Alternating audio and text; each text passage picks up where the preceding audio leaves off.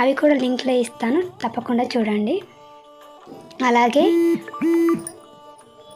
మనము మొదట పూజ ప్రారంభించాలి అంటే అది దీపారాధన మొదట చేసుకున్న తర్వాతనే పూజనైతే ప్రారంభించుకోవాలి. మరి పూజ చేసుకున్న తర్వాత మొదట మనము శివయ్యను ఎక్కడ ప్రతిష్ఠించుకుంటే బాగుంటుందో అనేసి నేనైతే ఇలా స్వామివారిని వెండి పళ్ళెంలో పెట్టుకున్నాను.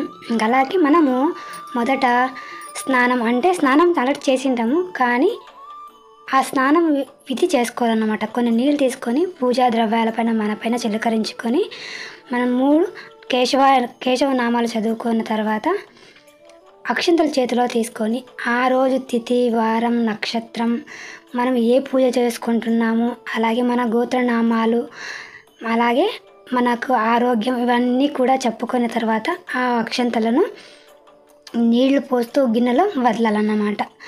అలా వదిలితే మనం చేసే పూజకు సంకల్పం చేసడం అన్నమాట. ఇది సంకల్పం చేస్తూ మనం ఈ పూజ చేస్తున్నాము, మీరు మా ఇంట్లో వచ్చి కూర్చొని మాకు ఆశీర్వదించండి స్వామి అని దీని ఉద్దేశము. అలా చేసిన తర్వాత వినాయకునికి పూజ చేసుకోవాలి. వినాయకునికి మొదట పూజ చేసిన తర్వాత మనము శివయ్యకు అభిషేకానికి అంటే పూజ, పంచోపచార పూజ కానీ షోడశోపచార పూజ కానీ ఆ రోజు అభిషేకం ముఖ్యం కాబట్టి స్వామికి ఆవాహనం అంటూ 2 అక్షంతలు, కూర్చోమంటూ 2 అక్షంతలు, అది మనం మనసుతో చేయాలండి. నేనేదో వీడియో చూపిస్తున్నాను చేయడం కాకుండా మనసుతో స్వామివారిని ఆహ్వానించడం, గుమ్మానికి వచ్చిన తర్వాత ఆయన్ని కూర్చోపెట్టడం, సింహాసనం వేసి కూర్చోపెట్టకపోయినా చీరలో వేసి కూర్చోపెట్టినట్లుగా, అలాగే చేతులు కడుక్కోవడానికి నీళ్లు, కాళ్ళు కడుక్కోవడానికి నీళ్లు, స్నానానికి నీళ్లు అలా చేసాము కదా, అలా మనసు పూర్తిగా చేయాలన్నమాట, మనసుతో చేయాలన్నమాట. ప్రత్యక్షంగా మనం స్వామికి చేస్తున్నాము అనేగా చేసి తర్వాత అభిషేకం అనేది మీ ఇంట్లో ఏ పదార్థం లేకపోయినా, ఏ ద్రవ్యాలు లేకపోయినా, వట్టి నీళ్లు ఉన్నా చాలండి. ఆ రోజు ఓం నమః శివాయ అంటూ మీకు ఎన్నిసార్లు వీలైతే 108, 1108 ఇలా అన్నిసార్లు కూడా అభిషేకం చేసుకోవాలన్నమాట. ఉన్నాయండి మా దగ్గర ద్రవ్యాలు అంటే పాలు, పెరుగు, నెయ్యి, తేనె, చక్కెర, ఏవైనా 4 రకాల పళ్ళు లేదా పళ్ళ రసాలు, ముఖ్యంగా స్వామికి ఇవన్నీ కూడా వేసి ఒక్కొక్క ద్రవ్యానికి ఒక్కొక్క మహత్యం ఉందంటండి. ఆ వీడియో కూడా నేను పెట్టాను ఆల్రెడీ, అది కూడా చూడండి, మీకు అర్థమవుతుంది. ఏ ద్రవ్యంతో అభిషేకం చేస్తే పరమేశ్వరుడు మనకు ఏ రకంగా అనుగ్రహిస్తాడు అనేటువంటిది. కాబట్టి మీరు కూడా ఆ ద్రవ్యాలతో చేసుకోవడం ట్రై చేయండి. ఇంకా మనము అభిషేకాలు చేసుకుంటున్నాం. ఇక్కడ నేనైతే పాలు, పెరుగు, తేనె, నెయ్యి, అలాగే అరటి పళ్ళను, అలాగే ఏదైనా ఒక రసం అంటే పళ్ళ రసం, చెరుకు రసం అయితే మనకు ధనాభివృద్ధి, ఆరోగ్య అభివృద్ధి కూడా కలుగుతుందండి. దొరికితే ఆ రోజున చక్కెర, ఈ చెరుకు రసం తెచ్చుకోండి. అలాగే మనము కుంకుమ నీళ్ళు, పసుపు నీళ్ళు, గంధం నీళ్ళు, ఈ నీళ్ళన్నీ ఇలాంటి అభిషేకం చేసిన ప్రతి ఒక్క ద్రవ్యానికి అభిషేకం చేసిన తర్వాత మంచి నీటితో శుద్ధ జలంతో అభిషేకించుకోండి. మనము ఇంకొక విషయం చెప్పడం మర్చిపోయాను. మొదట మనం ఏం చేస్తామంటే పాలు, పెరుగు ఇలా కాకుండా గంధంతో అభిషేకం చేస్తుంటారు. గంధం ఏంటి చెప్పండి, గంధం ఎప్పుడు కూడా చలవనిస్తుంది. కాబట్టి ఇవేవైనా కూడా అంటే కొంచెం ఉష్ణంగా ఉంటే పదార్థాలలో మీరు మొదట ఏం చేయాలంటే ఈ పదార్థాలను అభిషేకం చేసిన తర్వాత లాస్ట్లో గంధం వేయండి. స్వామివారు చల్లగా కాపాడతారు అనడానికి మనకు కూడా మంచి జరుగుతుంది. అలాగే సుగంధం కలిపినటువంటి పూలు, ఆ పూల నీళ్లను కూడా స్వామికి అభిషేక జలంగా సమర్పించి హారతినివి ఇచ్చి ధూపాన్ని చూపించి నమస్కారం చేసుకోవాలన్నమాట. ఇక్కడ మనము ఏ ఉపచారం చేసినా స్వామికి మనం మనసుతో చేసామనుకోండి, అది స్వామివారికి అందుతుందంట, ప్రత్యక్షంగా స్వామివారికి అందుతుందంట. కాబట్టి మనం చేసేటువంటి పూజ మనసుతో చేయండి, ఏదో చేస్తున్నాము అని కాకుండా అలా చేయండి. ఇంకా అలాగే క్లీన్ చేసుకున్న తర్వాత అభిషేకం అంతటి కూడా పళ్ళెంలో తమలపాకు వేసుకొని చక్కగా పసుపు, కుంకుమ, అక్షింతల పూలు. ఇక్కడ ఈ పూజలో మనము తెలుపు అక్షింతలు అంటే అవి మాత్రమే ఉపయోగించండి. విరగని తెలుపు అక్షింతలు, శ్వేత అక్షింతలు అంటారు కదా, అది ఎలా చేయాలని ఒక వీడియో పెడతానండి, అది కూడా చూడండి. అలా పెట్టిన తర్వాత స్వామికి గంధాన్ని పూయాలన్నమాట. గంధం చలువ కదా, పరమేశ్వరుడు చల్లగా చూస్తే మనం చల్లగా ఉంటాం కదా, అన్ని గంధాన్ని పులమాలన్నమాట స్వామికి. అలా అయిన తర్వాత విభూతి, మనం ఈ ఉపచారాలు చేయకపోయినా నీళ్లు సమర్పించి, విభూతి సమర్పించి, బిల్వదళాలు సమర్పించినా చాలండి. పరమేశ్వరుడు చాలా అభిషేక ప్రియుడు, ప్రీతికరమైనటువంటి వాడు.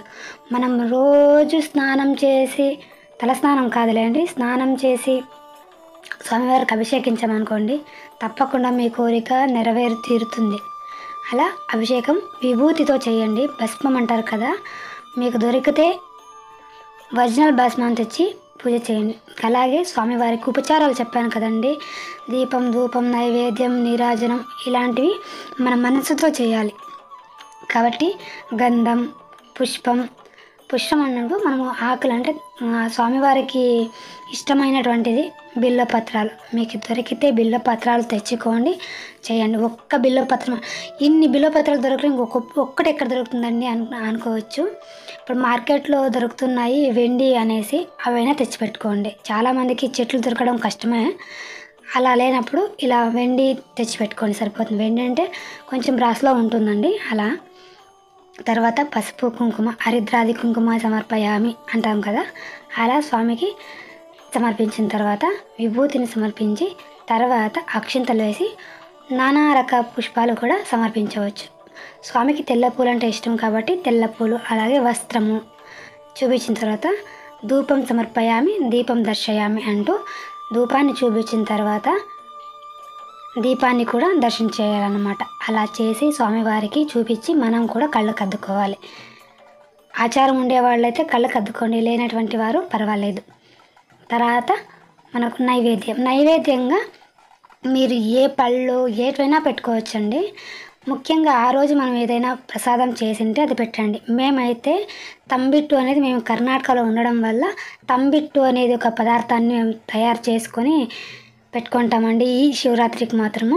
అది ఎలా చేయాలనేది కూడా నేను ఆల్రెడీ వీడియో పెట్టాను, ఆ లింక్ డిస్క్రిప్షన్లో వేస్తాను, చెక్ చేయండి ఇంట్రెస్ట్ ఉంటే. తర్వాత కొబ్బరికాయ కంపల్సరీ కొట్టాలండి. నీరాజనం ఇచ్చే ముందు మనము స్వామివారికి నైవేద్యంగా కొబ్బరికాయను కూడా సమర్పించవచ్చు. ఇక్కడ తంబిట్టు అన్నాం కదండి, ఇవేనండి వండ్లు. చాలా చక్కగా చేసుకోవచ్చు, చాలా ఇంగ్రీడియంట్స్ కూడా అవసరం లేదు. ఒక 5-6 ఇంగ్రీడియంట్స్తో ఈ తంబిట్టు అనేది చేసుకోవచ్చు. అది ఎలా అనేది కూడా సింపుల్గా వీడియో పెట్టానండి, అది చూడండి, సరిపోతుంది. స్వామికి నైవేద్యం సమర్పించిన తర్వాత నీరాజనం కదండి, నీరాజనానికి మనము నీరాజనం కూడా అందరికీ తెలిసే ఉంటుంది. నీరాజనానికి ఎప్పుడు కూడా కర్పూరాన్ని ఉపయోగిస్తారండి. మనం టెంకాయ కొట్టిన తర్వాతే స్ఫటికమాల ఉన్న కూడా నేను ఇలా వేసుకున్నానండి, నీరాజనం సమర్పించాలన్నమాట. ఇక్కడ మనం పూలు అనేటివి తుమ్మి పూలు, ఉమ్మెత్త పూలు అవి కూడా సమర్పించవచ్చు. తాంబూలం సమర్పించాలి. తాంబూలము అంటే దక్షిణతో పాటు తాంబూలాన్ని సమర్పించాలన్నమాట. ఇక్కడ నేను ఒక మాల కుట్టుకున్నానండి గులాబీ పూలతో, ఆ మాల అయితే వేస్తున్నాను. మాల వేసిన తర్వాత శివయ్య ఎంత అందంగా కనబడుతున్నారనండి. చిన్న పిల్లవాడు తొంగి చూస్తున్నాడా, స్నానం చేసిన తర్వాత టవల్లో నుంచి తొంగి చూస్తున్నాడని నాకు అలా కనిపిస్తున్నాడండి. మరి మీకు ఎలా అనిపిస్తుందో నాకు తెలియదు, కానీ నాకు మాత్రం శివయ్య అలా దర్శనం ఇచ్చాడని అనుకుంటున్నాను. తర్వాత కర్పూర నీరాజనం ఇచ్చి స్వామివారికి చూపించి, స్వామి నా పూజను స్వీకరించు అని స్వామివారికి నీరాజనం ఇవ్వాలన్నమాట. అలాగే మనము అంటే పూజా మందిరంలో ఉంటే, పూజ చేస్తూ ఉంటే అందరికీ కూడా నీరాజనాన్ని ఇవ్వాలి. ఆ ఫోటోలు ఏమున్నా, ఆ దేవుళ్ళు మనం ఏ దేవుళ్ళనైతే పూజిస్తున్నామో ఆ అందరి దేవుళ్ళకు కూడా నీరాజనం ఇవ్వాలన్నమాట. ఎందుకంటే శివరాత్రి మనము ఇంట్లో జరుపుకునేటువంటి పూజ కదండి. మనం సామాన్యంగా చాలామంది పూజా మందిరంలో ఉన్న కూడా శివయ్య ఫోటో కానీ, విగ్రహం కానీ, లింగం కానీ పెట్టుకొని పూజ జరుపుకుంటూ ఉంటారు కదా, అదన్నమాట. నీరాజనం అయిన తర్వాత అది ఉడుకు కదండి, స్వామికి ఉడుకు అంటే వేడి తగిలి ఉంటుంది. అలా వేడి అయిన తర్వాత స్వామి క్షమించు అంటూ పువ్వుతో నీళ్లు తీసుకొని సమర్పించి కొంచెం నీళ్ళని చిలుసుకిచ్చి స్వామికి చూపించాలన్నమాట. అలా అయిన తర్వాత నీరాజనం అంటూ పూలను తీసుకొని ఆ నీరాజన హారతికి అద్ది స్వామివారి దగ్గర ఉంచుకోవాలన్నమాట. తర్వాత మనము మంత్రపుష్పం, స్వామి నేను పూజ చేసినటువంటి ఈ పూజలో ఎటువంటి దోషం ఏమైనా ఉంటే అంటే ఎలాంటి అపశకునాలు ఏదైనా దొర్లి ఉంటే నన్ను క్షమించప్ప, ఈ పూజను నువ్వు మనసారా స్వీకరించు, నేను మనసుతో చేశాను అని స్వామివారికి అక్షింతలు పూజ సమర్పించాలన్నమాట. అది మంత్రపుష్పం. తర్వాత హారతి ఇచ్చి, అంటే మనం మామూలుగా నెయ్యి వత్తుల హారతి ఇవ్వాలి. అలా ఇచ్చిన తర్వాత మన ఇంటిని అంతటిని కూడా, మన ఇంట్లో ఉండే పటాలకు కూడా పూజా మందిరంలో మనము హారతి అయితే ఇచ్చుకోవచ్చండి.